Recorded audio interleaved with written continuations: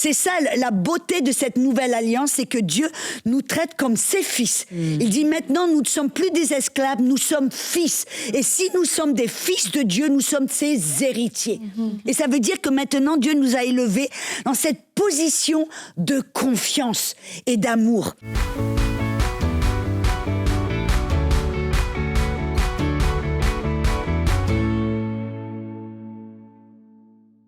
Bonjour à toutes, heureuse de vous retrouver encore ce lundi pour une nouvelle semaine dans À table avec Annabelle. Et je suis avec Audrey Mac. Et bonjour Audrey. Oh, que je suis trop contente d'être avec vous, mesdames. Bonjour. D'habitude, je raconte un petit peu de trucs là avant qu'on parle. Mais là, je voulais juste dire tout de suite que tu étais là. Parce que je suis vraiment contente que tu sois la première fois sur À table. Et aussi première fois qu'on vous a toutes les deux. Stéphanie. Oui, alors là, j'avais vraiment impatiente de pouvoir faire cette émission avec Stéphanie. Ouais, parce que je trouve ça... On s'est rencontrés une fois, mais c'était très bref. Oui, voilà. très bref. Mais là, j'ai tellement entendu parler, maintenant mes yeux ont vu. Je suis bénie. Non, pour moi, Audrey et Stéphanie, il y en a d'autres, hein. Mais vous faites partie des femmes de la francophonie, des femmes de Dieu de la francophonie qui fait beaucoup, beaucoup de bien à travers l'enseignement, à travers votre ministère. Vous voyagez seuls, les deux. Quand même. Et vous avoir toutes les deux à la table, c'est vraiment chouette. C'est une bénédiction. Toi aussi. Et d'avoir Aurélie Tchatchou. On honore Audrey. Quelle femme choyée je suis aujourd'hui et toute cette semaine. Et je disais avant qu'on commence à tourner, je rappelais à l'équipe, Audrey, elle est là avec nous à EMCI depuis le début. Et je pense que tu étais la première invitée quand on a commencé à faire les tournages et qu'on savait pas trop ce qu'on faisait, que c'était des horaires complètement... Et pour tourner une émission de 28 minutes, il nous fallait 28 heures quasiment. Et qu'on reprenait, c'était... Enfin bref. Et Audrey, elle a fait tout ça. Quel privilège d'avoir fait partie de ce processus, depuis le début. Pour moi, c'était vraiment un cadeau. Et de voir ce que le Seigneur a fait. Pour moi, ça donne de l'espoir à tout le monde. Si quelqu'un ne peut pas dire je suis pas qualifié, je peux pas. Quand on voit comment vous avez commencé et on voit ce que le Seigneur a fait au travers de vous tous, et on voit ce centre. Je dis, c'est pour moi d'avoir vu tout ça, c'est une bénédiction. Ceci dit, je repensais à ça aussi, Stéphanie. C'est que tu étais venue aussi là où on était avant, et il y a longtemps quand même, parce que tu avais tourné, je me souviens, des pasteurs, j'ai une question. Sur le petit canapé noir avec le tapis et tout ça. Donc ça aussi, ça faisait partie des premières émissions, et on se connaissait pas du tout. En fait, à ce moment-là, t'étais venue faire des pasteurs, j'ai une question. Oui, c'est vrai, on avait parlé science et foi sur ce petit canapé-là, je pense que oui. C'était chouette, par contre, ouais. C'était mieux quand on l'a fait ici, dans l'émission. D'ailleurs, je vous encourage à suivre. On a fait toute une série avec Stéphanie sur la science et la foi, le Big Bang, est-ce que l'homme descend du singe et toute la grandeur, la création de Dieu. C'était une super série. Et mais cette semaine-là, il y avait d'autres émissions qui étaient diffusées sur la chaîne. Je l'ai pas pris personnel, mais tant mieux. Alors allez l'écouter. Il y a eu un Big Bang sur MCI cette semaine-là. Oui. Donc allez l'écouter si vous l'avez manqué, parce que c'était très intéressant. Oui, puis c'est bien vulgarisé. Peut-être on se dit, moi je suis pas une scientifique, mais peu importe, on voit la grandeur de Dieu à travers sa création. Moi non plus, je suis pas une scientifique, donc et j'ai tout compris. Je crois. Donc Audrey, cette semaine, on va se voir donc lundi, mercredi et vendredi. On a un très beau programme avec toi. On va parler de la grâce. Et la grâce, c'est vraiment un sujet que tu portes, et je pense que c'est un message qui a libéré tellement de gens dans toute la francophonie, notamment des femmes. Puis on va parler aussi de la crainte de Dieu. J'ai vraiment hâte d'entendre ce que tu vas nous partager. Et puis pour terminer, on va parler aussi de la prière, comment prier efficacement pour nos familles, parce qu'on sait que sans la prière, déjà on ne sait pas, peut-être qu'on ne sait pas, mais qu'il y a des combats qu'on ne remporte que dans la prière. Et comment prier de façon efficace. Donc on va voir tout ça avec toi, Audrey. Et on a voulu te laisser un peu de place. Donc ici on est très libre, hein. Tu sais, dans cette émission on est relax, on est très libre. Donc on a dit, nous on aime bien quand Audrey l'enseigne. Donc on va te laisser, enfin on va pas te laisser parce qu'on va rester à côté de toi, mais on va te laisser pouvoir poser certaines bases concernant la grâce aujourd'hui. Et puis après, on va pouvoir partager ensemble, mais on veut te laisser. Et je crois que c'est là que ça va être intéressant. Ça va être intéressant, même. Du commencement à la fin, on va se régaler. On a hâte de t'écouter, Audrey. Mais oui, elle est cheerleader. 100%. À fond. Oh, merci encore d'avoir de cette opportunité. Pour moi, je crois que c'est important parce que c'est vrai, j'ai prêché, enseigné sur la grâce pendant pas mal de temps, mais j'ai vu aussi qu'il se passe quelque chose, qu'il peut y avoir tout d'un coup un certain déséquilibre. Et donc, je crois que je veux vraiment encourager toutes les personnes de pas simplement regarder un épisode, mais de regarder les 3 épisodes, les 3 podcasts, parce que je crois que ça va amener un équilibre. Et je reçois des questions tout le temps de personnes qui se disent, mais ceci est la grâce et ceci est il semble y avoir une telle contradiction entre la grâce et la crainte de Dieu. Alors aujourd'hui, on va amener de l'équilibre, on va mettre tout ensemble, de façon qu'il n'y ait plus de questions de ce... Bon, j'espère. Hein. Il y en a toujours, mais voilà, je ne laisse pas. On règle le problème. Je vise haut. Je vise haut. Bon, on commence d'abord, qu'est-ce que c'est que la grâce? Qu'est-ce que c'est que la grâce? On connaît la miséricorde de Dieu. La miséricorde de Dieu, c'est de ne pas obtenir ce qu'on mérite. Comme on mérite le châtiment, on mérite le jugement, la colère, on mérite l'enfer. Et la miséricorde de Dieu, c'est que Dieu ne nous donne pas ce qu'on mérite. Mais la grâce, par contre, c'est que Dieu, là, nous donne tout ce qu'on ne mérite pas. Il nous donne ses bénédictions, il nous donne le salut, il nous donne son amour, il nous donne tout ce qu'il est et tout ce qu'il a. Et même si on ne le mérite pas. Et il y a un verset qui est puissant, c'est dans Éphésiens, chapitre 2, versets 8 et 9, il dit « Car c'est par la grâce que vous êtes sauvés, par le moyen de la foi, et cela ne vient pas de vous, c'est le don de Dieu, et ce n'est point par les œuvres, afin que personne ne se glorifie. » Et c'est là, en fin de compte, pourquoi est-ce que Dieu, ça a l'air d'être un peu extrême ou farfelu, en disant, presque, ça a l'air d'être un manque de sagesse, que Dieu nous donne tout ce qu'il est, sa sainteté, sa justice, sa nature, tout ce qu'il est, tout ce qu'il a, ses bénédictions, le ciel, son autorité, amen, et son amour, indépendamment de notre conduite. Ça, c'est la grâce de Dieu. Et ça a l'air d'être une folie. C'est pour ça que certaines personnes ne comprennent pas ou refusent la grâce de Dieu. Parce que la nature humaine dit non, je dois mériter, ou je dois faire quelque chose pour obtenir. Et Dieu, donc, non. Dieu dit, avant que vous obteniez quoi que ce soit, je vais tout vous donner. Amen. Et pourquoi est-ce que Dieu a choisi de le faire ainsi? Ça a l'air, comme j'ai dit, ça a l'air d'être une folie. Mais il a fait, Dieu est sage, Dieu comprend. Et il a fait cela pourquoi? Pour nous avoir une relation d'intimité avec nous, pour qu'on puisse être libéré de la crainte, cette crainte malsaine de Dieu, cette crainte du châtiment. Et pour cela, il nous a libérés de la loi. Dans Romains 7, 6, il dit que nous avons été libérés de la loi afin que nous puissions Amen. Vivre avec Dieu par l'esprit et non pas par la crainte. Parce que la loi, qu'est-ce que c'était? Au travers de la loi, Dieu traitait le peuple d'Israël un peu comme des enfants. C'était si tu agis bien, tu as une récompense, la bénédiction. Si tu agis mal et tu désobéis, il y a le châtiment, la punition. Deutéronome 28 nous dit c'est la malédiction. Donc automatiquement le peuple d'Israël était motivé ou par le vouloir la récompense, les bénédictions, ou par la peur du châtiment qui était la malédiction. Donc c'était un peu comme le système de comment tu vas apprendre un enfant qui ne comprend pas, un petit enfant, comment vas-tu pouvoir être avec lui pour lui apprendre, pour le protéger, pour l'aider. Tu vas lui dire si tu fais tes devoirs ou si tu te brosses les dents tous les soirs, tu vas regarder des dessins animés le samedi matin ou tu auras une sucette. Amen. Mais si tu les enfants sont un petit peu plus exigeants aujourd'hui. Ouais, tu auras un nouveau iPhone, ouais, je sais. Les choses changent. Mais par contre, si tu désobéis ou si tu traverses la rue sans un adulte, tu auras une fessée. Qu'est-ce que c'est ça ? C'est comme ça que tu gères un enfant, c'est le système de punition, récompense.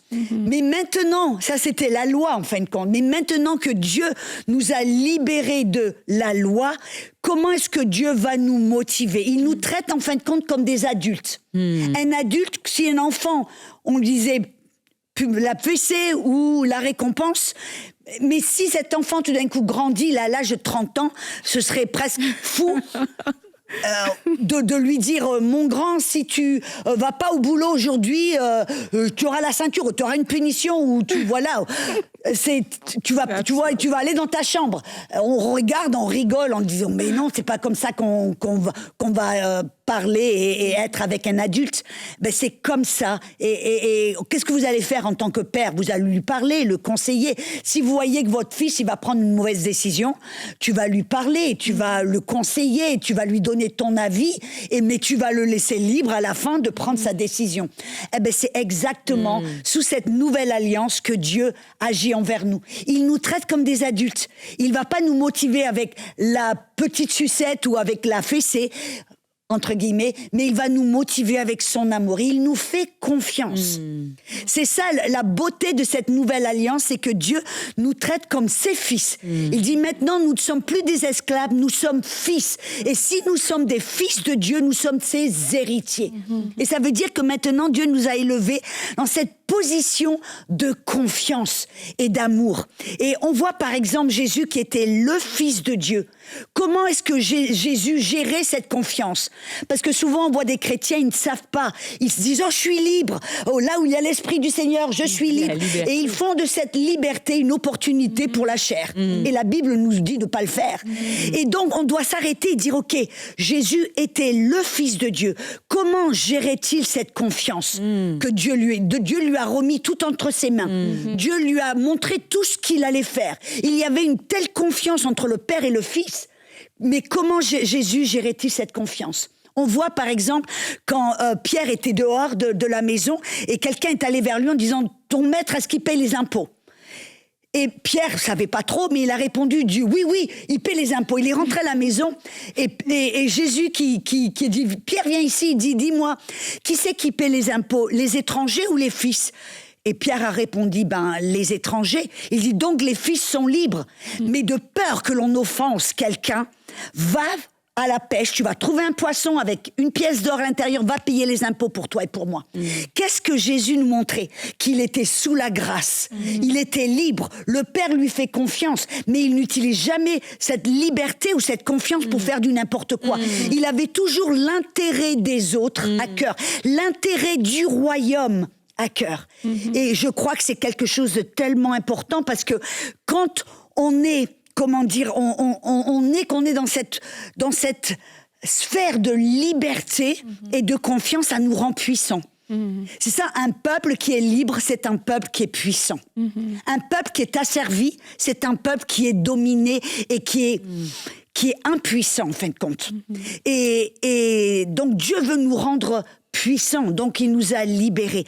Mais comme Jésus, nous devons choisir de gérer cette confiance, cette liberté, amen, avec en voyant l'intérêt des autres, en voyant l'intérêt du royaume, en voyant l'intérêt du Père, et d'être vraiment un fils comme père et fils, un fils qui a vraiment à cœur l'intérêt et les affaires du Père.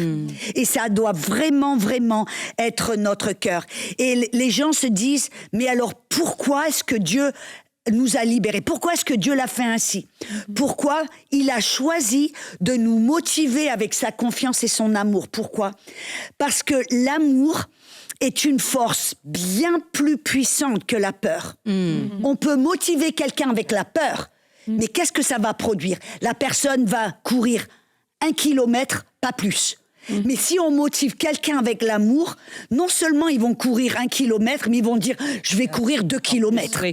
Tu vois ce que je veux dire? Moi, par exemple, s'il y a quelqu'un vous avez par exemple un employé, et si votre employé, par exemple, vous avez votre employé, puis elle sait que vous aimez le chocolat. Que vous aimez le San Pellegrino, je sais pas. Mais vous pouvez la motiver parce que tout d'un coup vous avez envie d'une barre de chocolat et d'un verre de San Pellegrino. Amen. Et vous pouvez motiver votre employé en disant tu sais, j'ai envie de chocolat et j'ai envie. Moi, je sais, il est tard, tu as plus que 5 minutes pour le boulot et je sais que ça va. Mais tu sais, si tu vas pas me chercher la plate de chocolat et la bouteille de San Pellegrino, tu sais ce bonus que je t'avais promis. Voyez, ou alors, tu vois ce que je veux dire? Tu la motives avec la peur. Et tout d'un coup, qu'est-ce qu'elle va faire? Elle va le faire, mais les poings serrés, les dents qui vont grincer. Tu vois ce que je veux dire? Et elle va t'amener une barre de chocolat pas plus. Et une bouteille de et puis pas plus. Voilà, et puis voilà. Mais si, par exemple, je vois que je l'aime, je fais des choses pour elle, je la bénis, je l'emmène pour son anniversaire, je l'emmène faire quelque chose dont elle avait vraiment envie. C'est le catou, ma femme.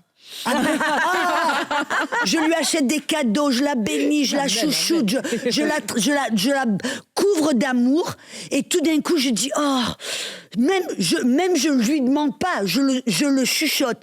Je me dis oh là là, j'ai vraiment envie de chocolat et j'ai envie d'un verre de vin. Et elle m'entend. Qu'est-ce qu'elle va faire? Même sans que je le demande, elle va aller, elle va aller, elle va pas m'amener une barre de chocolat, elle va m'amener 10 barres de chocolat, toutes les faveurs, et puis elle va m'amener, je savais pas quel San Pellegrino tu aimais, alors là il y a pamplemousse, il y a citron, il y a lime, voilà. Qu'est-ce que ça veut dire? Que l'amour est une force de motivation bien plus puissante que la peur. Et c'est ce que Dieu a choisi de faire avec nous. Ça, c'est la grâce. Merci. Audrey. Tu nous as donné un condensé de la grâce là, en 10 minutes. Waouh! C'est tellement puissant. Moi, j'ai faim, là. Moi, tu pourrais me passer un croissant. T'as plus le Ça m'a donné faim. Merci. Vas-y. On n'est pas dans prière pionnière qui mange sur notre table. On n'est pas dans prière inspirée, on est dans la grâce ici. Amen. Regardez, je savoure. Vas-y, mange. Mais du coup, parce que je vais te poser une question, mais par rapport je voulais revenir à cette mentalité, mais cette position de fils et de fille, parce que je crois que c'est aussi là qu'il peut y avoir un malentendu en fait, parce que même dans notre vie terrestre, on peut avoir du mal à comprendre notre position de fille, parce que t'as l'impression que l'amour est conditionnel à tes performances et l'amour est conditionnel à tes réussites.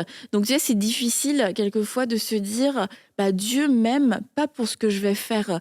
Dieu est heureux, Dieu est satisfait dans le sens il est fier, tu vois, de moi sans que j'ai évangélisé toutes les nations. Et ça, je pense, c'est un vrai nœud. Et c'est pour ça que beaucoup de femmes aussi sont très attaquées au niveau de la grâce, parce qu'il y a la pression de la société, il y a l'éducation, il y a tous ces raisonnements. Il faut que je fasse quelque chose pour être aimée. Il faut que je fasse quelque chose pour être aimée plus, en tout cas. Et pour ne pas perdre l'amour. Tu vois, cette peur qui se mélange à l'amour. Ok, je sais que Dieu m'aime, mais en même temps, c'est fragile parce que si je prie pas aujourd'hui, peut-être qu'il va plus m'aimer. Et ça, comment on fait pour Mais ça, c'est comme je dis, c'est la fondation. Si la fondation a un craquement, mon mari, il construit des maisons. Et il dit toujours, la fondation, c'est ce qui prend le plus de temps. Et la fondation, c'est ce qui est le plus important de la maison. Parce que je me rappelle quand il a construit notre maison, et je voyais la fondation, je lui dis, mais combien de temps? Quand est-ce que je vais voir des murs? Quand est-ce que je vais voir des fenêtres? Quand est-ce que je vais voir ma cuisine? Et il m'a dit, Audrey, sois patiente. Il dit, t'as la fondation, c'est ce qui prend plus, mais c'est le plus important. Parce que si la fondation n'est pas solide, tout ce que tu vas construire là-dessus va ficeler, va craqueler, va pas être solide. Et c'est ça la vie des chrétiens. La plupart, les gens essaient de construire leur vie chrétienne sur une mauvaise fondation. Et je crois que c'est ça qu'on essaie c'est d'avoir cette fondation, de savoir que Dieu, au début, au début, il a aimé Jésus le Fils, quand il a dit, voici mon Fils bien-aimé sur qui je mets toute mon affection. Il a reçu l'adoption. Jésus avait fait 0. Il n'avait pas délivré d'un démon, il n'avait pas guéri une personne, il n'avait rien fait, il n'avait pas prêché un seul message. Mais l'amour de son Père était inconditionnel. C'est ça la grâce, c'est l'amour et la faveur inconditionnelle. Sa capacité divine en nous, qui est inconditionnelle, indépendante. Donc ça doit être, comme je l'ai dit, la base. Et de là, on peut construire. Et comme je dis, de là, c'est une motivation pour faire, oui, évangéliser, oui, à parler de Jésus partout où on va, oui, prêcher, oui, donner, oui, faire ceci, faire cela, faire du bien. Mais c'est pas pour obtenir l'amour de Dieu, pas pour obtenir l'amour des autres, mais d'eux. Mais c'est là que les femmes, il faut s'arrêter puis se dire, comment moi je me nourris? Comment je lis la parole de Dieu, où je comprends les enseignements de Jésus, ou la grâce? Parce qu'on est tout influencé par notre arrière-plan, on est dans une société de performance, vous êtes d'accord? Donc, si je fais bien, j'ai une promotion. Donc, on peut transposer ça dans le royaume de Dieu. Et même moi j'étais dans... Vous savez, parce que je viens d'une famille où c'était très performant. Et moi, j'ai dû refaire mes pensées parce que quand j'étais petite, l'amour de mon père, c'était toujours relié à ce que je faisais. C'est écrit dans mes cartes d'anniversaire. Mon père, il me disait, je t'aime beaucoup, je suis fière de toi. Amour et fierté. Donc, je vous dis bien honnêtement, pendant longtemps, inconsciemment, même dans le ministère jusqu'à un certain point où j'ai de mes études avancées, des doctorats, pour pouvoir avoir l'amour de mon père qui était médecin. Donc, il a fallu vraiment que je revienne à Jésus puis qu'il me guérisse. Mais il faut s'arrêter et dire, comment est ma vision de la grâce? Et tu vois, tu l'as tellement bien expliqué. Et moi, je me dis, il faut qu'on regarde en dedans nous, puis peut-être quelqu'un écoute l'émission en disant, est-ce qu'encore j'essaie d'obtenir la faveur de Dieu? Et en fait, la grâce, quand tu as tellement raison, c'est la fondation, parce qu'après ça, on sait que tout est grâce. Donc, il n'y a plus d'endroit pour se glorifier, d'être orgueilleux. Tu peux être humble, tu peux être en harmonie avec tout le monde, parce que toi, tu es béni de Dieu pour qui je suis et non ce que je fais. Donc, je n'ai pas été en compétition. Ça change complètement la vie chrétienne. C'est tellement beau de ton dynamisme, message. Ça change dans les relations. Pourquoi. C'est ça, en fin de compte. Dieu, pour ce qui est... C'est pas trop... Pour Dieu, ce qu'on fait qui est important, mais pourquoi on le fait? Exact. Il regarde le cœur. Et le cœur de la personne. Pourquoi est-ce que tu fais ce que tu fais? Quelle est la motivation? Pour obtenir l'acceptation ou l'amour de quelqu'un, ou parce que ta motivation, c'est « je veux aimer cette personne ». Et on doit toujours, pour tout ce qu'on fait, on doit se poser. Et c'est là où je crois que c'est super important ce que tu as dit, Stéphanie, c'est que les personnes, les femmes qui écoutent, n'écoutez pas simplement en disant « oh, c'est un bon message », mais positionnez-vous en disant « attends, je vais regarder dans mon propre cœur comment est ma fondation ». Et je crois que ça, c'est important. Il y a quelque chose aussi qui m'interpelle par rapport à ce que tu as dit, c'est que justement, je pense qu'on peut s'embrouiller aussi parce que quand on entend des messages, vu qu'il y a la base qui est l'amour ne va pas... C'est pas peut-être ça que le prédicateur va prêcher ce jour-là, mais il va prêcher par exemple sur OK, il faut faire des bonnes œuvres, il faut aller évangéliser, il faut faire ceci et cela. Ce sont des bonnes œuvres. Et on peut prendre ça comme quelque chose, comme un fardeau, mais prendre ce fardeau-là pas avec la motivation de l'amour, mais avec la motivation du faire. Et moi, je me dis qu'en tant que même chrétien, même de longue date, en fait, on doit toujours surfer sur cette grâce-là. Parce que c'est facile d'oublier. C'est facile de dire, OK, j'ai accepté le Seigneur. Moi, je me rappelle, quand j'ai accepté le Seigneur, il y avait cette chanson Majesté, ta grâce m'a prise telle que je suis, sans valeur, mais pour toi, perle de prix. C'est une chanson magnifique. Vas-y, chante, chante. C'est ton moment, Audrey, on t'écoute, là, vas-y. Non, mais c'est pour moi, c'était tellement beau de voir que oui, la grâce de Dieu, ça vient te prendre en fait vraiment comme tu es. T'as même pas forcément de valeur, mais Dieu te voit comme sa perle, comme quelque chose de précieux, et c'est pour ça qu'il fait tout. Mais quand les années passent, parfois on oublie la grâce, parce que on a grandi, on sait maintenant que c'est bien de louer, c'est bien d'évangéliser, c'est bien de faire des bonnes choses. On se retrouve dans le faire, au point où on peut perdre de vue que en fait la base de tout ça, c'est cette grâce-là. Et quel que soit ton nombre d'années de vie chrétienne, c'est chaque jour reconsidérer la grâce. Chaque jour, remettre la grâce au centre et dire, mais c'est ça, en fait, qui doit me porter et pas mes performances. Mais j'étais touchée parce que c'était tellement profond, Audrey, ce qu'elle a dit, parce que, tu sais, on a l'impression que la grâce, c'est anti-performance. C'est comme, ben là, moi, je suis dans la grâce. Donc, je me prépare pas, je vois mon boulot, je suis dans la grâce. Dans mon mariage, j'investis pas, je suis sous la grâce. Soit c'est comme contre-performant, mais c'est l'inverse. Parce que je suis... Ton illustration était tellement bonne. Parce que j'aime, parce que je suis libérée, parce que je suis dans la grâce, je vais t'emmener tout plein de chocolat. N'hésite pas, hein? Mais c'est tellement ça qu'il faut briser. Parce que même dans nos églises, la grâce, c'est comme la nonchalance ou la permission pour faire du n'importe quoi. Du n'importe quoi. Et c'est l'inverse. Parce que je suis dans la grâce de Dieu, je suis privilégiée, je vais donner mon meilleur.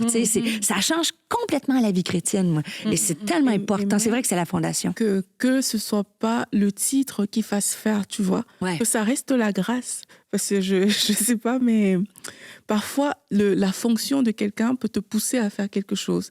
Et on peut dévier dans ce sens-là qu'on est chrétien, dans le sens que, OK, parce que je suis pasteur, ma fonction m'oblige à faire ci, ça. Comme on a dit, les responsabilités, on ne les met pas de côté. Aller à l'église le dimanche.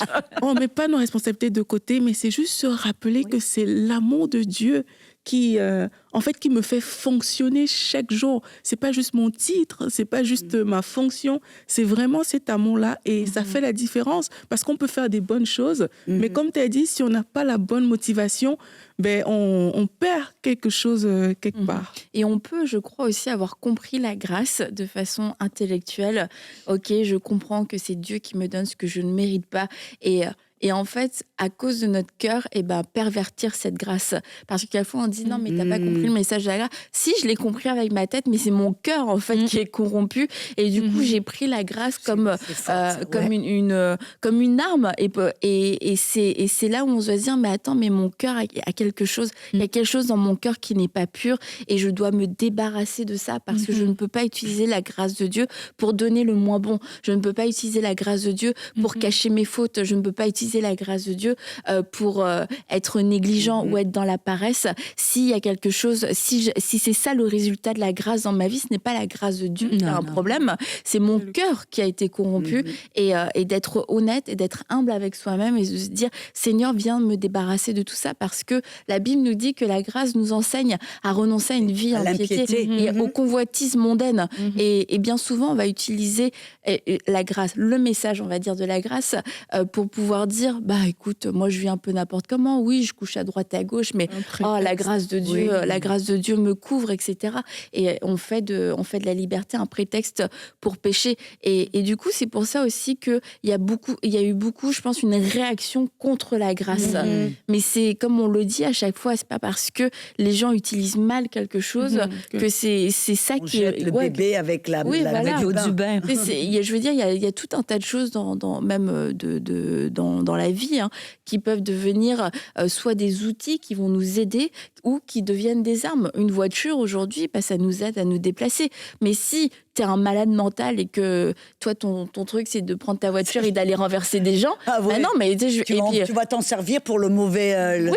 Je veux dire, c'est comme des chiens. Il y a des chiens, et il y a des gens, ils ont pris des chiens pour attaquer des gens, des couteaux, je sais pas, tout un tas de choses qui peuvent être totalement inoffensives et être même des outils, être puissants, nous aider à aller plus loin, à accomplir des choses comme une voiture.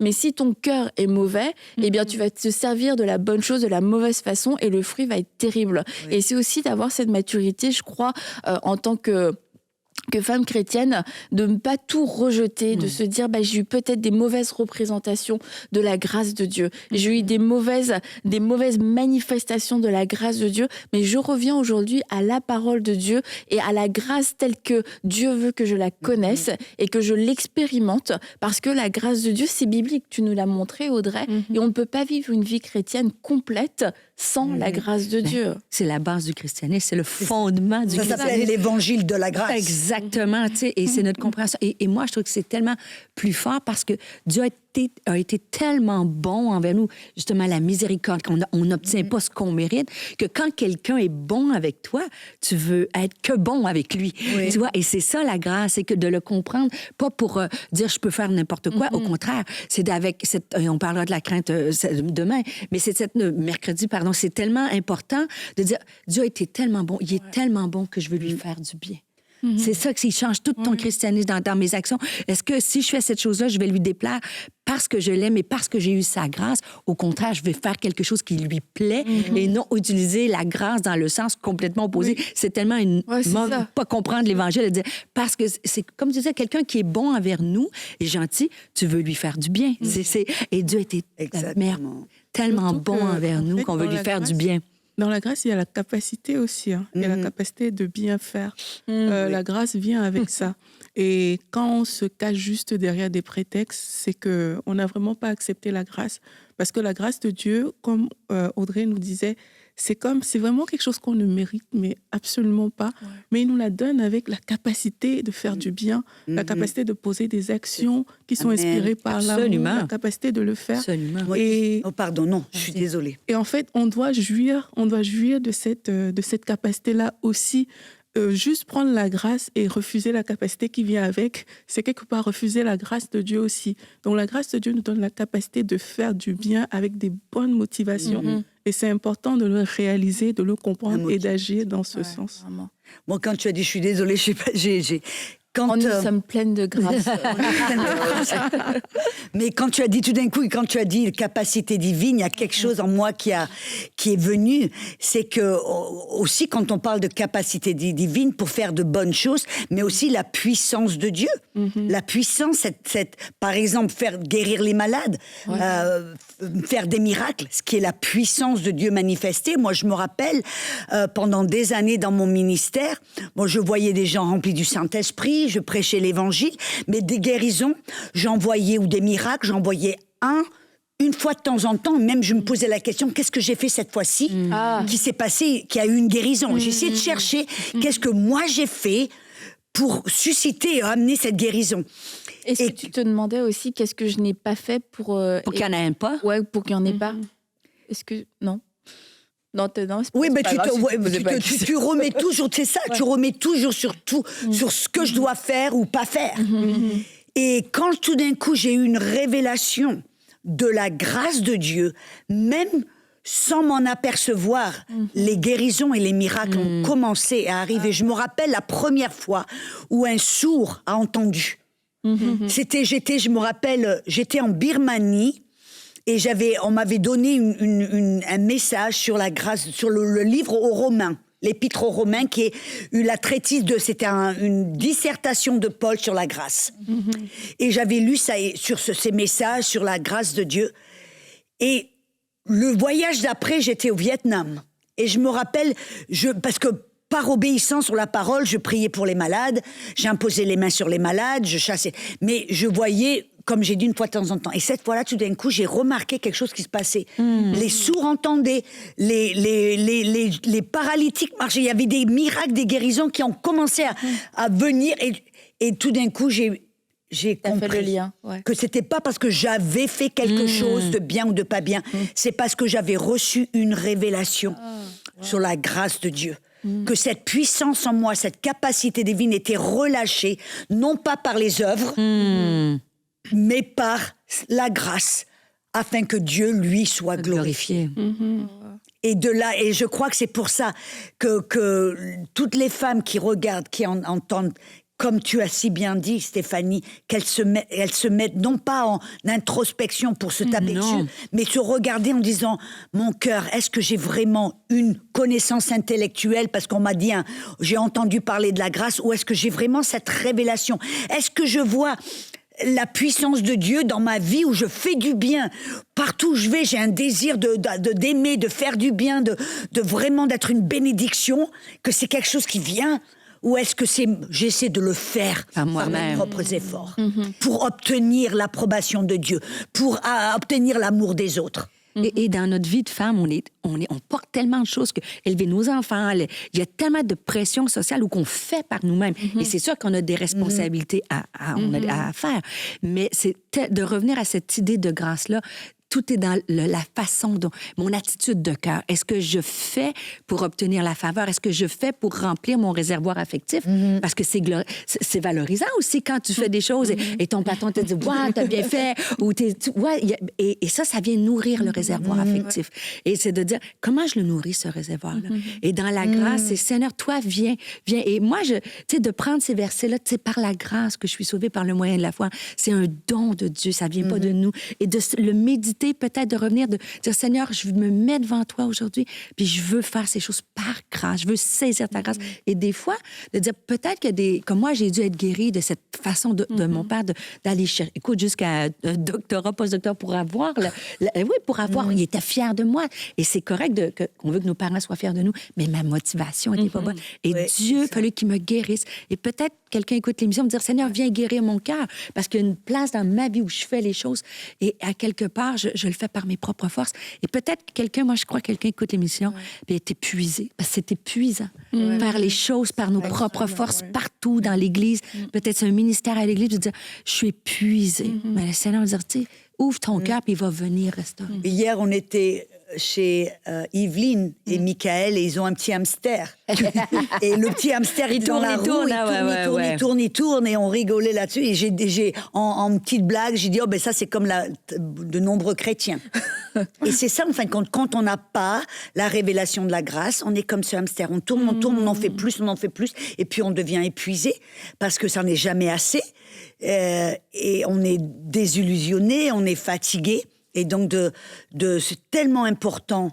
Audrey, est-ce qu'on peut prier? Est-ce que tu peux prier pour que cette grâce puisse couler dans les cœurs aujourd'hui? Moi, je vais vraiment prier au nom de Jésus. Pour vous, mesdames, comme Stéphanie l'a dit, vous avez été élevées dans un milieu où c'est la performance, c'est ce que tu dois faire pour mériter, pour être aimé, pour obtenir, bref, que vous soyez une maman, que vous soyez une fille, que vous soyez une grand-maman, une petite fille, une femme. On a tendance tellement, en tant que femme, à vouloir faire. Amen. Et on peut devenir des fers humains au lieu d'être des êtres humains. Et je veux vraiment prier pour vous au nom de Jésus, que vous receviez une révélation de cette grâce, pas simplement une connaissance intellectuelle, mais vraiment que votre cœur soit touché au plus profond, que par l'Esprit de Dieu qu'il vienne retrouver et peut-être même exposer le cœur. Et c'est OK d'exposer notre cœur. C'est là où il y a la transparence, l'intimité avec Dieu. Le Saint-Esprit, maintenant, je prie qu'il puisse ouvrir votre cœur, exposer votre cœur, vous montrer les choses dont vous avez besoin de vous débarrasser, les choses qui ont besoin peut-être d'être brisées, les choses qui ont besoin d'être changées, transformées, que l'amour de Dieu, vous puissiez non seulement entendre parler de l'amour de Dieu, mais connaître d'une manière intime, l'amour d'un père qui vous aime. Si vous êtes une maman, peut-être que vous avez donné naissance à un enfant, le moment où l'infirmière a remis ce bébé sur votre ventre, votre poitrine, vous avez été rempli d'amour. Peut-être que là, c'est pour vous une image pour savoir que ça, comparé à l'amour du Père pour vous, cet amour qui vous aime, point à la ligne, c'est le même amour amplifié par 1000 ou par 1 million. L'amour que Dieu a pour vous est tellement immense que cet amour, c'est ce qui motive Dieu tous les jours de vouloir vous parler, vous écouter, de vouloir des fois même vous aider à changer, parce qu'il voit, amen, de l'autre bout de cette transformation, de ce changement, de cette correction. Il y a, alléluia, quelque chose d'encore plus beau et plus puissant dans votre vie. Alors soyez ouverts à sa parole, soyez ouverts à peut-être recevoir ces petites directions, ces changements, ces corrections pour que vous puissiez aller de l'avant. De cette position de stagnation, je ne sais plus le mot en français, mais bref, que vous puissiez être changés, transformés par la puissance du Saint-Esprit, par cette force de l'amour de Dieu pour vous. Et je prie pour cet esprit de révélation et que vous puissiez faire preuve même du dit, je vais choisir d'ouvrir mon cœur. Pour certaines d'entre vous, ça va être difficile, car vous avez comme une carapace au-dessus de votre cœur. Et je prie que l'onction du Saint-Esprit puisse toucher votre cœur, que vous puissiez dire « Oui, Seigneur ». Et qu'à partir de ce moment-là, jour X, il va se passer de nouvelles choses dans vos vies, que votre relation avec Dieu va changer de foi en foi, de gloire en gloire, d'intimité en intimité. Au nom de Jésus. Amen. Amen. Amen. Amen. Merci beaucoup, Audrey. Recevez avec foi et avec simplicité. Vous avez vu, la grâce, c'est biblique, c'est la base de notre vie chrétienne, comme on l'a dit. Et vous pouvez juste dire, Seigneur, c'est avec foi que je reçois cette révélation de la grâce. Et Audrey, tu l'as partagé du jour au lendemain quasiment. Tu as vu ton ministère changer. Alors, vous n'êtes pas tout appelé à être dans le ministère, mais vous allez voir votre relation avec le Seigneur changer, voir vos relations même avec vos enfants, avec votre entourage changer et votre propre regard sur vous-même changer. Donc, c'est ça aussi le message de la grâce, c'est que je ne dois pas faire quelque chose encore. C'est nous le recevons et nous laissons cette grâce agir et cette grâce nous transformer, cette grâce porter son fruit. Et vous allez voir, je crois, le fruit de cette révélation. Ne soyez pas en stress, ne vous crispez pas, juste recevez et dites Seigneur, j'ai reçu, merci, j'ai reçu la grâce et vous allez voir que vous allez grandir de plus en plus sans être obligé de suivre un parcours de la grâce. La grâce est disponible, juste reçois-la et on va se retrouver mercredi, on sera encore avec Audrey puis tu vas nous parler de la crainte de Dieu, donc j'ai vraiment hâte d'entendre mais ce n'ayez message. pas peur, mesdames, surtout. Non, ça va être beau, je promets, sûr. ça va être quelque chose qui va, vous allez avoir faire tilt dans vos yeux en disant waouh, c'est ça la crainte de l'Éternel. Alors à mercredi pour un tilt dans les yeux. Bye bye.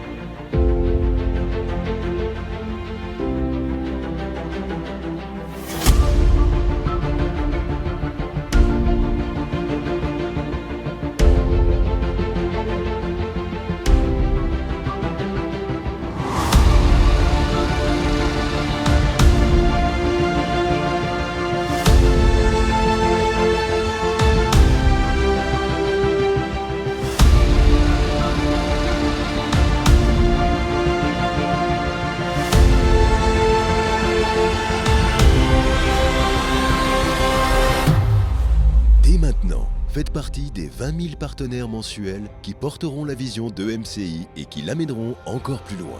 Pour faire votre don, rendez-vous sur emcitv.com/20 000.